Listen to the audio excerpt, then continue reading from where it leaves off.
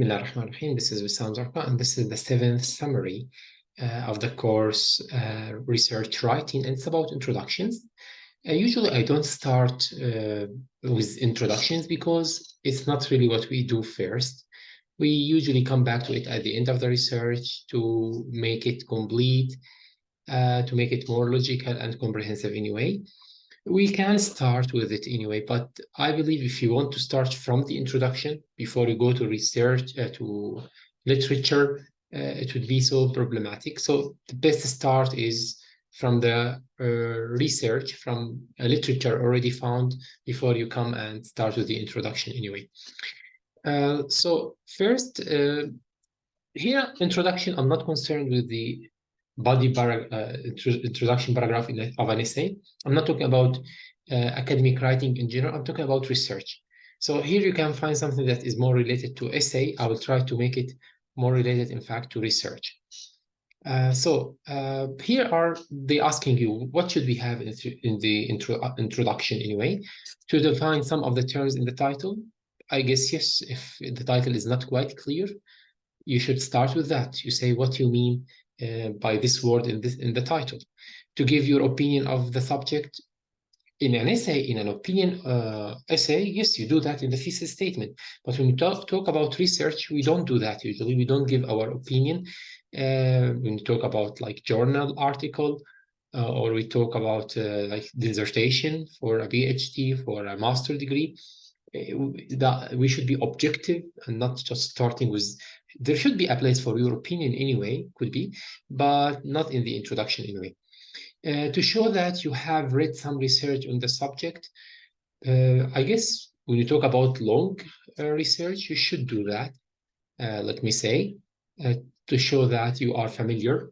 There should be for sure a part for the literature, which is like the right place for it, but you can refer to that anyway, to what are the main sources you read in the introduction to show that the subject is worth writing about, for sure, to show the importance of the subject, why you are writing about it. If it's not important, you should show the importance of the subject, to explain which areas of the subject you will deal with, for sure.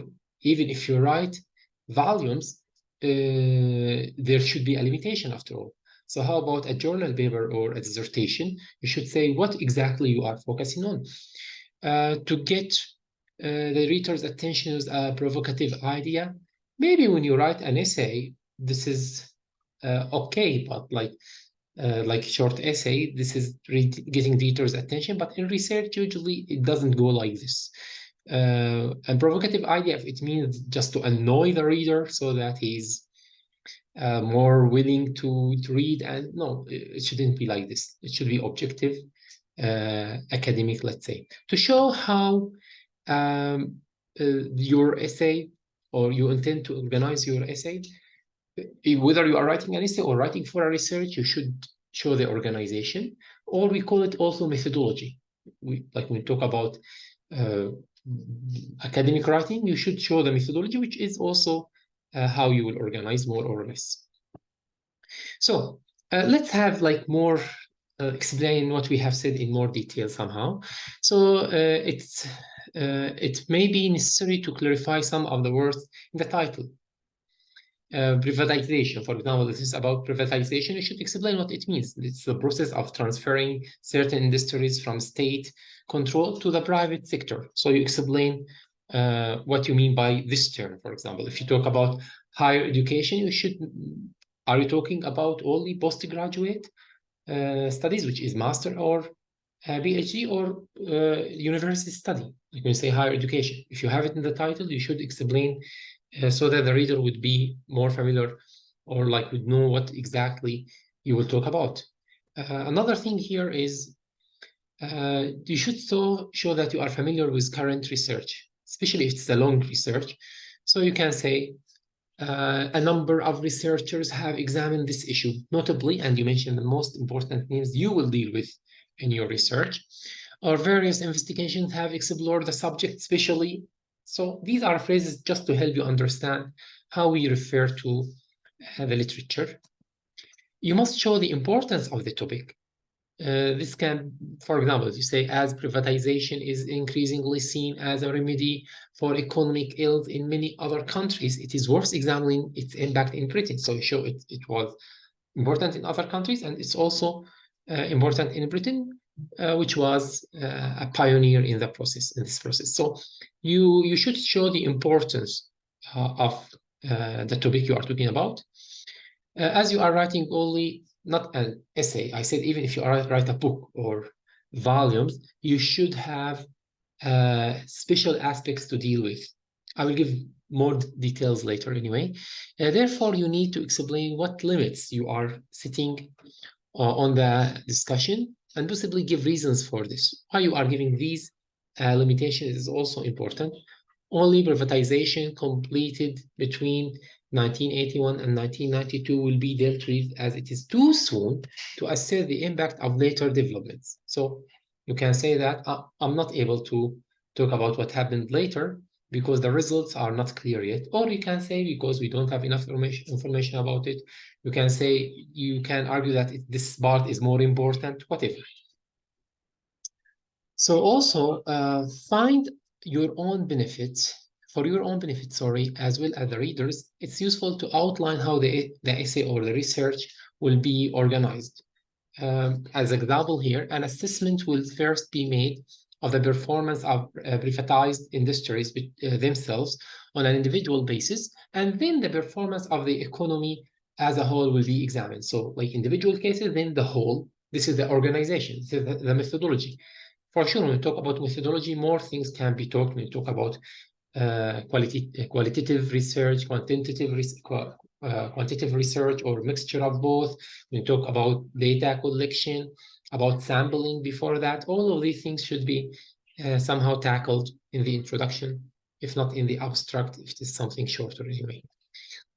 Okay, here, like there is some practice to understand the things we use. For example, explain starting point of the research, state aims or goals. It should be also done. Refer to recent research in some same area. Here we have expressions and we have to match them anyway. Give result of research. Also, you can give the results of the research or talk about result of the research, what language you use to talk about that. Provide background information, like when you explain some terminology. Concede limitations, to say what limitations you have on your in your research anyway. Let me move to something more practical, in fact, from real life. So this is a journal article I published about prospects of negative heritage management in Syria. So here it was a requirement to include in the abstract the purpose, the aim of the study, and the methodology, the findings, the originality of value, which means the importance, and like keywords and such things. So because it's a journal and it's not a journal paper and it's not that long, I will not repeat the same things in the introduction. So I've already talked about them in the abstract. So in the introduction, I went to more to deal with talking about literature somehow and talking about what negative heritage means story for different writers, how they like talked about it, what expression they used. And then I will talk about Syrian negative heritage here. Where is the Syrian? Yeah, it's here, sorry.